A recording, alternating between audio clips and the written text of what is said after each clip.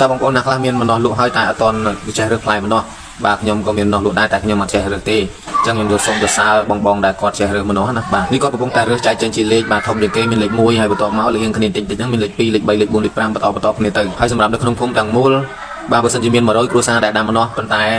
ក្នុងចំណោម100គ្រួសារមានតែ2ទៅ3 4 5នាក់ទេដែលចេះរើសម្នាស់ដែលចេញជាឡូបែបនេះបងប្អូនអញ្ចឹងគាត់រើសបំបែកតូចធំតិចតួចគឺផ្នែកគាត់ប្រឹងសម្លឹងប្រឹងផលិតខ្លាំងដែរដើម្បីបែងចែកថាវារៀងតូចជាងគ្នាវារៀងធំជាងគ្នាអញ្ចឹងពីម្លេចទៅម្លេចវាខុសគ្នាតិចទេបងប្អូនយើងល្មមយើងអត់អាចដឹងថាតើយើងគួរដាក់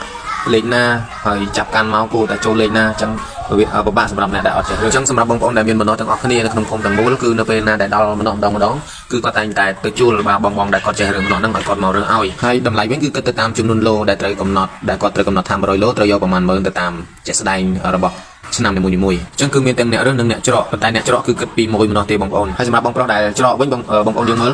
យើងឃើញគាត់ច្រករើសដាក់អញ្ចឹងនៅពេលដែលយើងមើលឃើញស្រួលទេប៉ុន្តែនៅពេលដែលយើងទៅច្រកគឺច្រកអត់កើតដូចគាត់ទេនៅរៀបនៅតម្រង់ហើយវាអត់មូលអត់រឹងស្អាតដូចគាត់ដាក់ពឹបនៅអញ្ចឹងចងហើយយកដាក់កោលើគ្នាប៉ុន្តែយើងឃើញស្រួលប៉ុន្តែទៅធ្វើគឺធ្វើអត់កើតប៉ុន្តែមិនមែនមានន័យថាយើងធ្វើប៉ុណ្្នឹងក៏ធ្វើមិនកើតដែរទេមែនទេបងប្អូនមានន័យថាគឺយើងធ្វើកើតដូចគេដែរប៉ុន្តែអត់ស្អាតដូចគេហើយក៏អត់លឿនដូចគេដែរអញ្ចឹងបងប្អូនមើលម្ដងតែនៅចិត្តគ្នាហ្នឹងគឺវាខុសគ្នាម្លេចទេបងប្អូនហើយលេខដែលទូជាងគេគឺគេតម្រូវយកទៅកាប់ក្បាលអញ្ចឹងក្នុងមួយថងហ្នឹងមានទាំងស្អុយមានទាំងកាត់ក្បាលស្អុយមិនថាតូចឬក៏ធំគឺដាក់មកចូលជាមួយនឹងកាត់ក្បាលទាំងអស់ហើយក្នុងមួយថងហ្នឹងអ្នកល្មមលើកអត់រួចទេបងប្អូនតម្លៃមួយថង6000រៀលអរគុណបងប្អូនអរគ្នាជួបគ្នាវីដេអូក្រោយទៀត